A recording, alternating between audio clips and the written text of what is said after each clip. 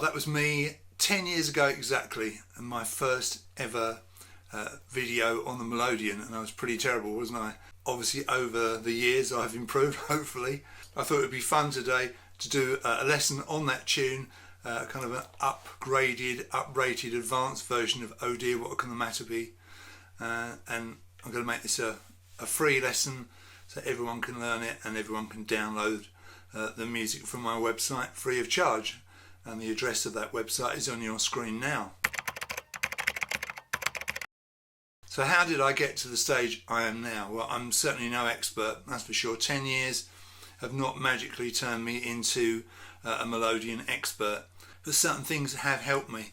In the early days, it was advice from people on Melnet, which is www.melodeon.net, the forum for Melodeon players worldwide.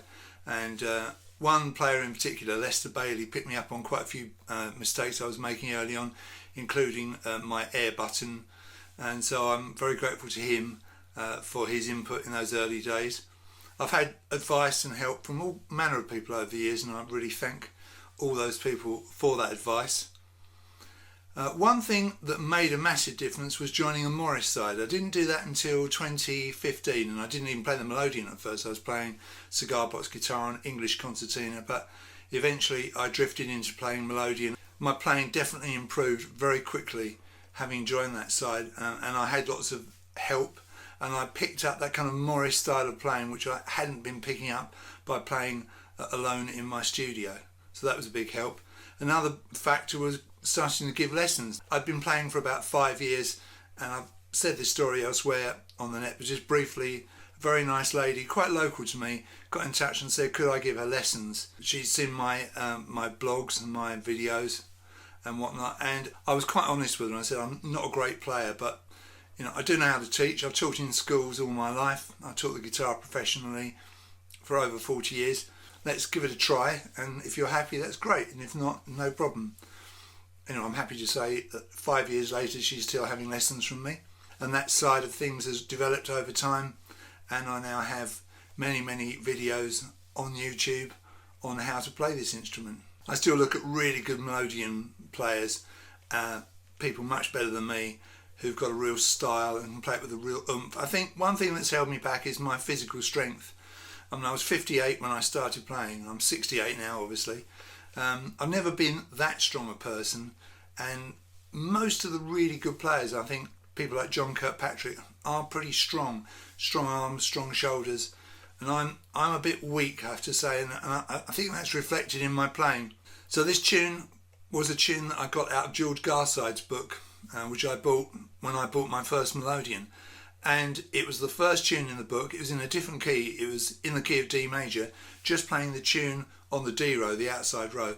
My version of Oh Dear What Can the Matter Be is in G major, and much more advanced than the version I learnt in the first place. I couldn't have played this or got anywhere near it in those first few weeks, but I hope you'll find this interesting. I know it's a bit of a funny old tune to learn and to teach. It's good fun to play. I'm pretty sure if you're a beginner to intermediate, you'll definitely get something from this lesson. The fascinating thing about this instrument is that every tune that you learn brings something new to the table, and in the end you develop all these skills over time.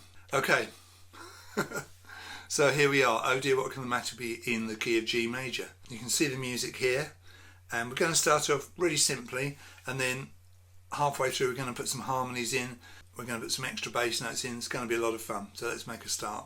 Now then, it's an 18th century nursery rhyme. I didn't actually know that until I researched it, but it is very old tune. F sharp, of course, so all your Fs are sharp. With my music, if you're in the key of G major, notes on the G row have normal heads, like these here and here, and notes on the D row have diamond heads, like this one and this one, so you can see at a glance what row you should be playing. Something else peculiar to my music is this pos H business. Pos H is short for position home, and I call the home position where your first finger is on the root note of the row. So on the G row, this is a fourth button start instrument. Fourth button down is G on the push. So if I put my first finger on that button and my fingers sequentially underneath, I call that pos H, position home. So one down from that is pos plus 1, one up is pos minus 1. That's something I developed a few years into my teaching. It certainly helped me and my students. It's a waltz, of course, 3/4, 3 beats in the bar, and our first bar has only got one note in it. It's a note of D, it's a dotted minim, so it's held for 3 beats, and while I'm doing that I play G, bass, and 2 G major chords. The basses are written in capital letters and the chords are in lowercase letters.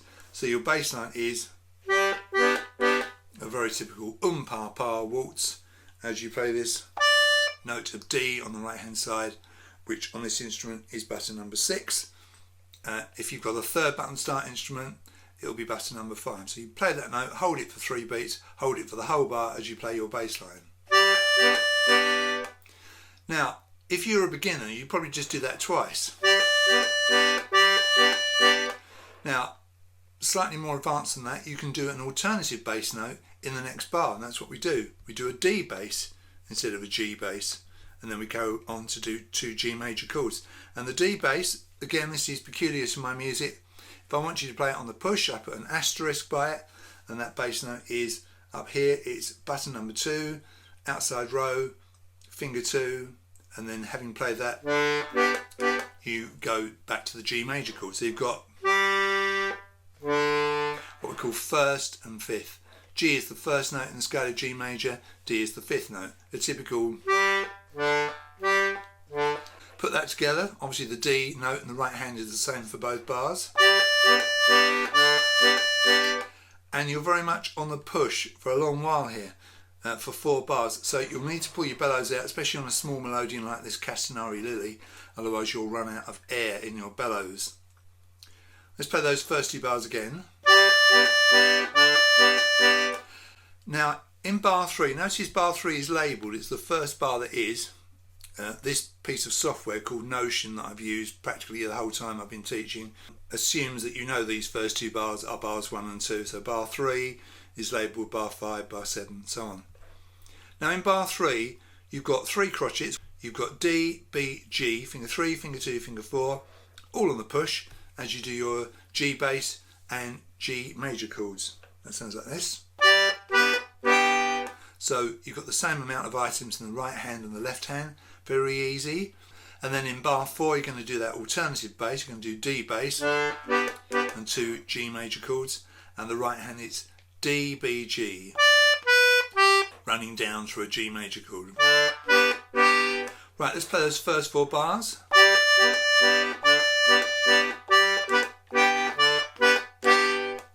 Pretty straightforward, and all on the push. Everything with the bellows closing as you go. So like I say, pull those bellows out before you start. Okay, let's go to bar 5. These 4 bars are all on the pull, so the bellows are going to be going the other way. I'm going to be pulling on that left hand strap and the bellows will be opening. Now the note in bar 5 is C. Finger 2 on this instrument is button 5, might be 4 for you if you have a third button start. Dotted minim so it fills the bar, and this time we've got one of these cross row chords. It's an A minor 7th, and we get that by playing A bass and C major chord twice. Now if you play those buttons together you hear that chord, which is kind of an A minor, kind of a subtle A minor, and it's A minor 7th. So we're going to play the A on its own and then 2 C major chords.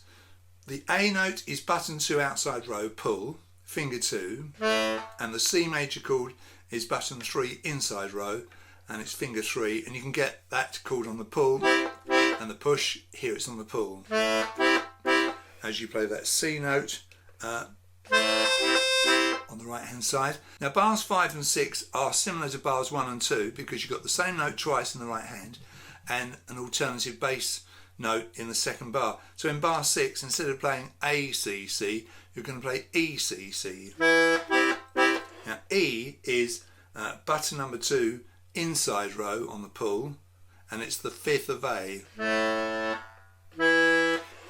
Okay, we're not going down to it like we were in the first 2 bars. There we had a bit more traditional. This is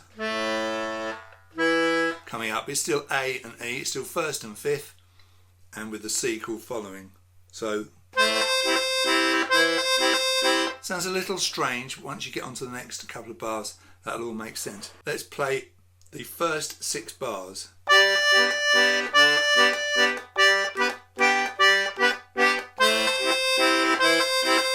Now notice putting some personality, some feeling, some expression in the music is good.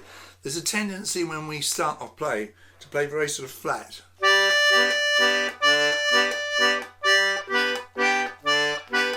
You need to use the bellows to get the expression like this.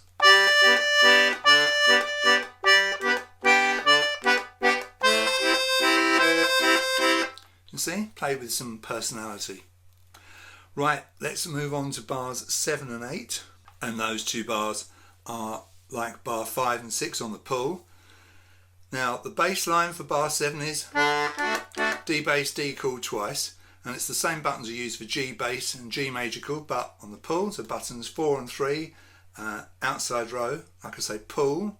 And then you do the 5th of that, which is A. So you do exactly the same as you did in the first 2 bars. But you can hear that D, A, 1st and 5th. So the A bass, that's the 5th of the scale of D major. So a very typical bass line. You could just go, how much nicer is it to do the, where you have that alternative bass note. Now in bar 7 and bar 8 we use notes on the D row for the first time. We use the note B, which is on my instrument button 6 on the D row on the pull, finger 3. We start off bar 7 with the note C on the G row, finger 2. The button above, finger 1 on the pull, gives us the note A. Then we come to that note on the D row, which is B, finger 3. Back to the C on the G row, back to the B on the D row, back to the A on the G row. So it's the same notes in both bars, just rearranged. With that bass line, which is. So to make sure you understand that bass line, we've got buttons 4 and 3 for the D bass and the D chord, and buttons 2 and 3 for the A bass and the D chord. So in both bars you have that D chord. All on the pull. Let's play the 2 bars. Right, let's put our first 8 bars together. Pull the bellows out.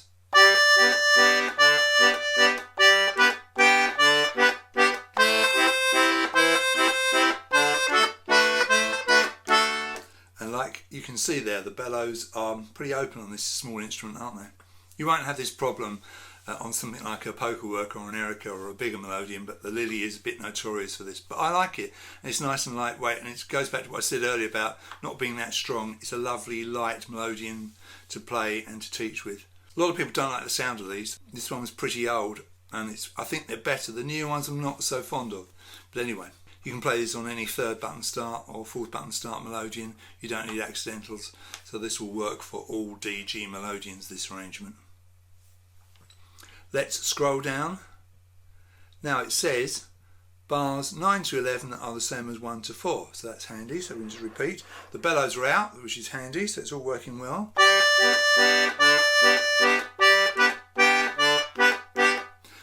Now bar 13, it's that A minor 7th chord, the A bass and the 2 C chords. At the right hand you've got A on the G row, B on the D row, we've done that before, diamond head, C on the G row, just running up.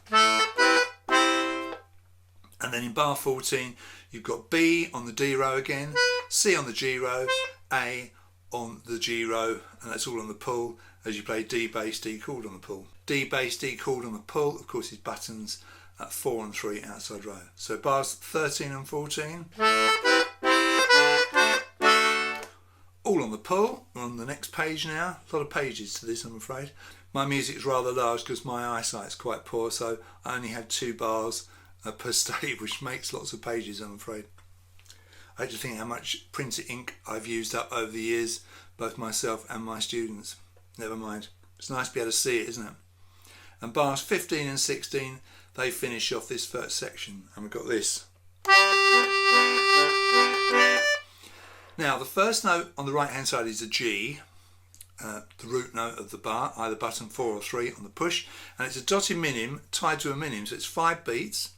So 3 beats in bar 15, 2 beats in bar 16, and then on the last beat of bar 16 you play a D, finger 3, whole thing on the push, and like before you've got the alternate bass line, G bass, G chord, D bass, G chord.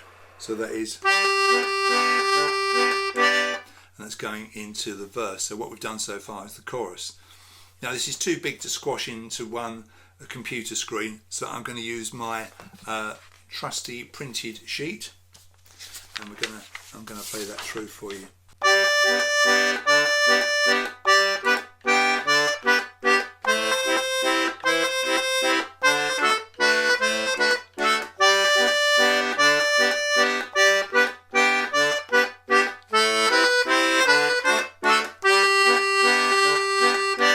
That ended up in the air, didn't it? Because with a bar of 3/4, you really always need the next bar to get the sense.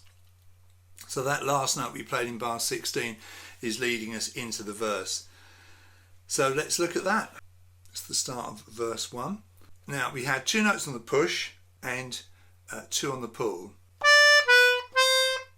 Now you've got D on the push, finger 3, B on the push, finger 2, and then the same button pulled out will give you the note C, and it says air. I'll come back to that in a moment. The bass line for that is G bass, G chord, and then D chord. So it's the same button, push, pull. So that bar.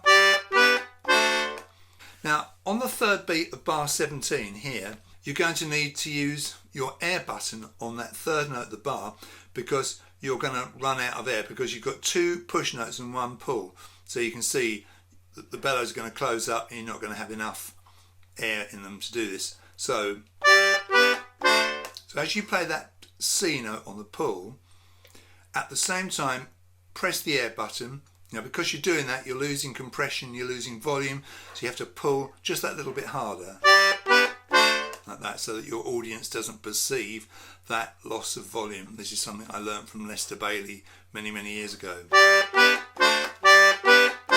And bar 18 is exactly the same as bar 17. The other thing I learned from Lester was not to let the bellows droop, and I still do it even after all these years, even after 10 years. Try and keep the thing square, don't let it droop as you do those pull notes. It just takes a little bit of extra effort, but it's worth it. Bars 19 and 20 are the same as bars 3 and 4, so we can just rattle those off. You can hear that bass line is alternating. Now bar 21. Now again you've got that alternating bass line. You've got A bass, C chord, E bass, C chord, and the right hand C and A on the G row, B on the D row. Same thing in bar 22. So those 2 bars are the same right hand wise. It's just the alternating bass that makes the left hand different. So 21 and 22. Now in bar 23, it's the same tune again, so you've got 3 bars the same right hand wise. This time yet another bass line. This time it's D bass, D chord on the pull. Now here's an interesting bar, bar 24. You've got the alternating bass, you've got A bass, D chord, and the right hand does this. Now in my early days of teaching, I used to write these out as little ornaments, little mordants, but from Mally's books, Dave Mallinson, he always writes these out as a full-blown triplet, and it's much easier to follow if you do that. So I've tended to adopt that method. So what we have here is this. You've got the C, so instead of playing C, B, A, we play C, B, C, B, A. So we play C, B, C, B quickly. So we've got these 3 notes on 1 beat. That's what a triplet is. So the way I count it, 1 diddly 3. I know it sounds silly, but it's a really good way of vocalising it, isn't it? So you have C on the G row, B on the D row, C on the G row again, B on the D row. So that's the triplet. And then you go to the A on the G row. So those 2 bars. Now, mentally, the way I approach this is when I do that triplet, I think about the left hand. I don't think about the right hand. And in that way, I don't get kind of confused. That's a little trick that I developed, and it might well work for you if you try it. So we've got our first 8 bars of our verse.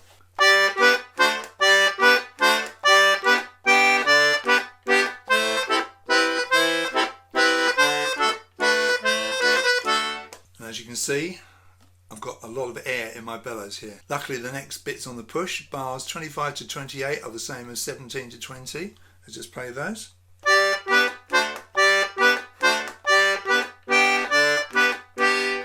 And now we can go on to page 3 and the end of the verse. Now, bars 29 to 31 are the same as 13 to 15, which is handy, so we can just do those.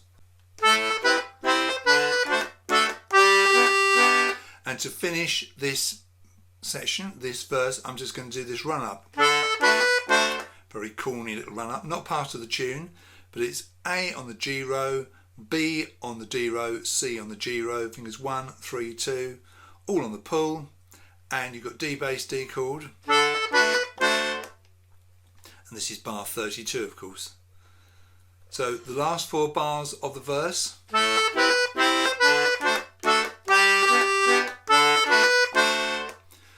Now again, I'm going to turn to my hard copy. I'm going to play the thing all the way through up to there. So this is the chorus and the verse, and this is kind of the easy version of it. First 32 bars.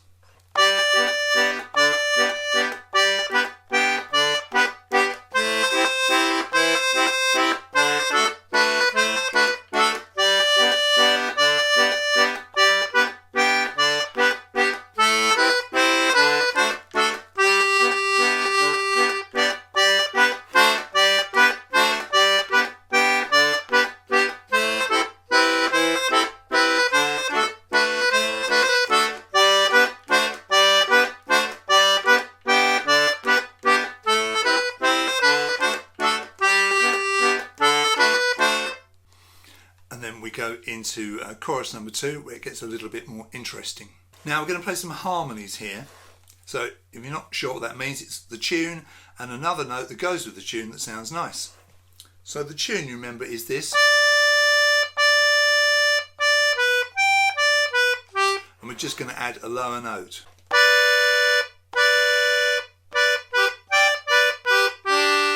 It sounds a bit strange like that, but once we get the left hand in, it'll sound nice.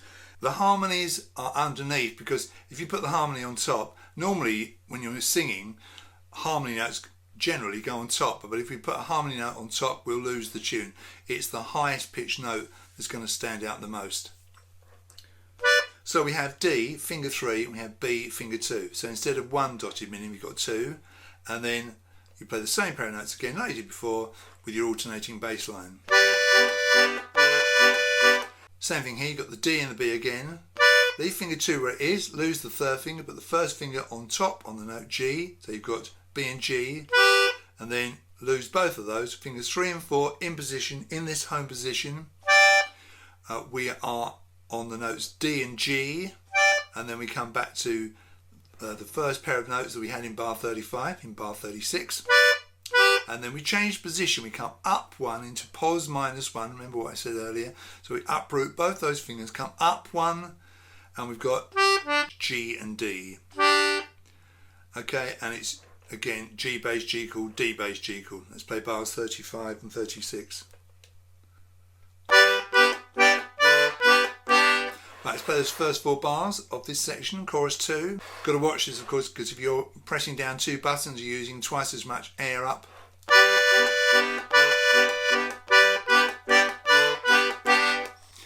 Twice as much air is leaking out of the Melodeon. So we're going to do the same thing with the next few bars. It's the same tune as before, but with a harmony. Now we're still in this up 1 position. We've got third finger on the note C, second finger on the note A. This is buttons 4 and 5 on this 4th button start instrument on the pull. As you play the A bass, C chord, the A minor 7th, do that twice and alternate to the E bass like I did before. Now this time you can't use the D row to get the tune because you've got to keep these harmonies, so we do it in a slightly different way. still in pos -1. We have the C and the A again at the beginning of bar 39. Take the third finger off, keep the second finger on, put the first finger on top on the note F sharp, so you've got A and F sharp, and then leave second finger on, lose first finger, put the third finger on the button below, push to get G and B, so you've got, as you play D bass, D chord, G chord, like that. And then in the next bar it's the same thing reorganised. You've got the C and the A again, and this time same buttons, pushed in will give you B and G, and then lose your third finger, leave your second finger on, put your first finger on top and pull, so you have A and F sharp. So you've got,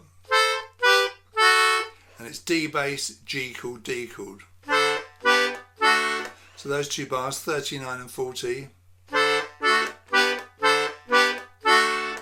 Let's play bars 37 to 40 inclusive.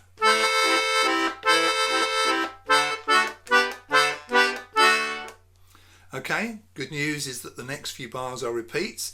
So bars 41 to 44 are the same as 33 to 36. We can just rattle those off.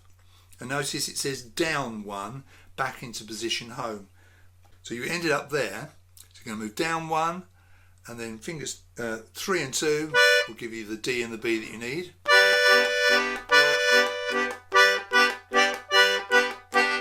Now let's move on. We're coming to the end of this second chorus.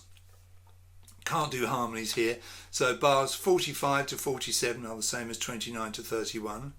So back to single notes.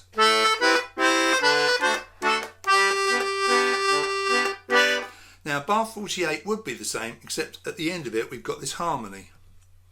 We've got not just D, we've got a B tucked in on top of it. I'll just explain myself here.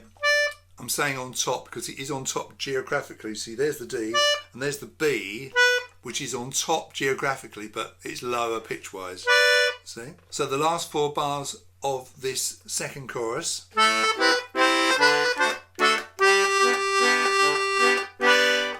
Right, let's play that chorus number 2, shall we? So this is from page 3, bar 33, to the end of bar 48 on the next page.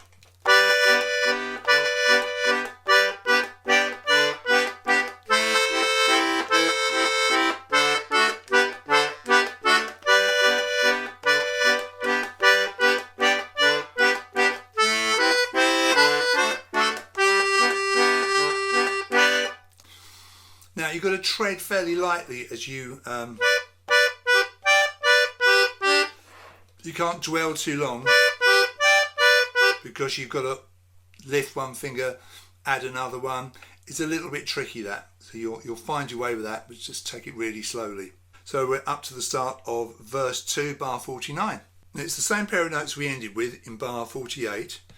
Same thing with this harmony.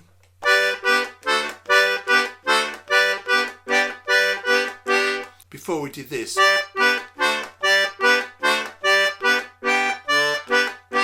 we're going to do exactly the same thing, but play the button above that one geographically to get our lower harmony. So we've still got the air button on that third beat of the bar in bars 49 and 50.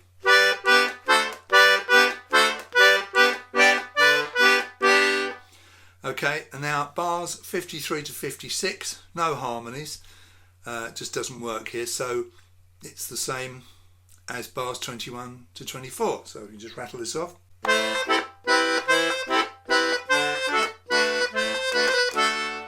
Okay, that's that triplet, remember? All single notes. And then next few bars, repeats, harmonies again. Bars 57 to 60, 4 bars there, are the same as 49 to 52. We'll just do those.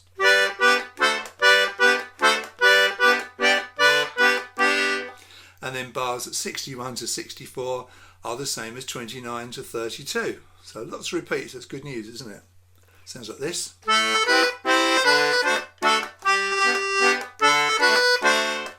And now you've reached the end of the tune, more or less. Shall we do that last verse? And we're going from bar 49 down to bar 64 with the first time ending. So some harmonies, some single notes.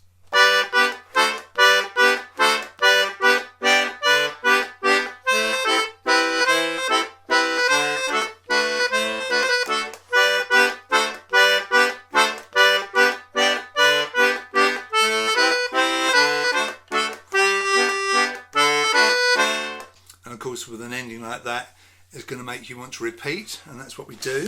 Here we are at the end of bar 64. It says DC, which is short for da capo from the beginning, al fine, down to where it says finish.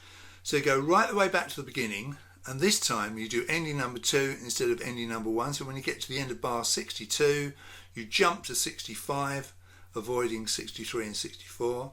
And I've got this little ending which does this, which is quite nice.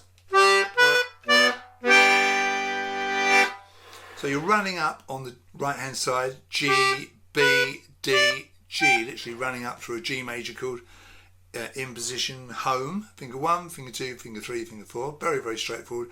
Crotchet, crotchet, crotchet, dotted minim. This rit is short for ritenuto, slow down and hold on to that note. I mean, it says a dotted minim, but hold on for as long as you want and do a little eruption on the end there in a sort of corny accordion way. And as the tune goes up, the bass line drops down. It does this. So a G, D, B, G. So you've got G bass note on the push, D bass note on the push, B bass note on the push. That B bass note on the push is button 2 inside row. So finger 4, finger 2, finger 2, and end with a G bass and a G chord played together. So, I've stacked them one on top of the other there. So you go from the end of 62 straight down to bar 65. So if I do 61, 62, 65 and 66, you'll get a feel for the ending.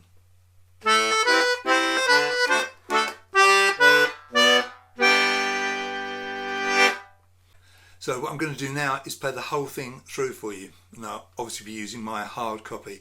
And once you've learnt it, perhaps you'll be able to play along with me. Just one more thing before I do play it through for you.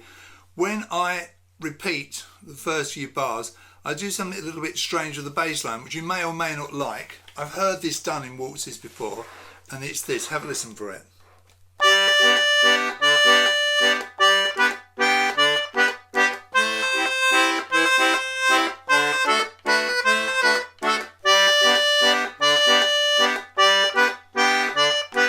Now you can hear that kind of stuttering effect. So have a listen. I'll do it here. So in bar 2, instead of going, I'm going. So I'm playing the D bass, I'm playing the G chord earlier, one end on the and count of 1. 1 and 2, 3, and on beat 3 I play the second G chord. So instead of a nice even, I'm doing.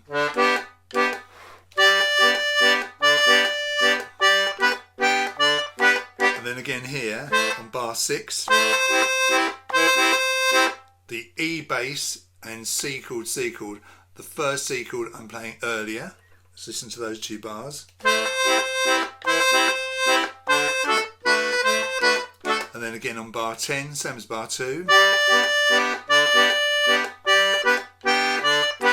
that's the only time that I do that. But I think it sounds quite good as long as you don't overdo it. And you may not like it, it's kind of upsets the rhythm slightly, but I think it's quite interesting. I'm not sure where I've heard that before. It might be a ballroom dancing thing, I'm not sure. If you know, do get in touch with me and tell me. But I think it's quite nice. Have another listen to it. You've got to really relax and not let it upset the general flow.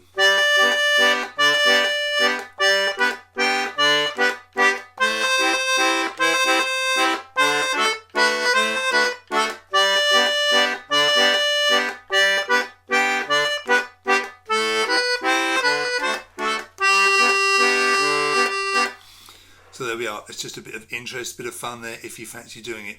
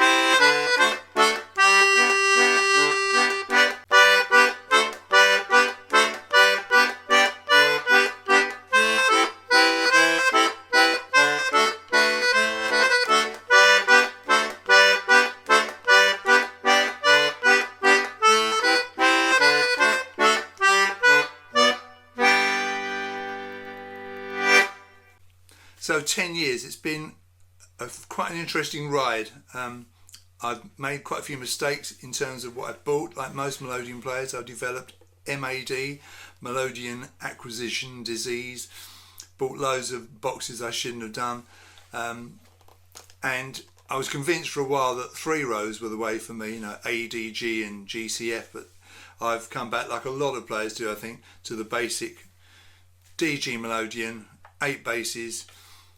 For me, that's probably the best setup, I think. I've still got all my boxes in my studio here, and from time to time I dip into them, but I nearly always come back to their setup. I do play other squeeze box instruments now, like the English and Anglo concertina, play a little bit of chromatic button accordion. I've even just acquired a duet concertina, which I'm working on. I'll be showing you that in a subsequent video. But I think my first love is the Melodeon. It's a great instrument, very powerful, and if you can get out and play it along with others, either in pub sessions or with a Morris side, so much the better. Thank you very much for being with me over these 10 years. I hope you've enjoyed it. Hopefully there'll be another 10 years, by which time I'll be 78. Thank you very much for watching. Take care of yourselves, and as I always say, you'll see me in my next video.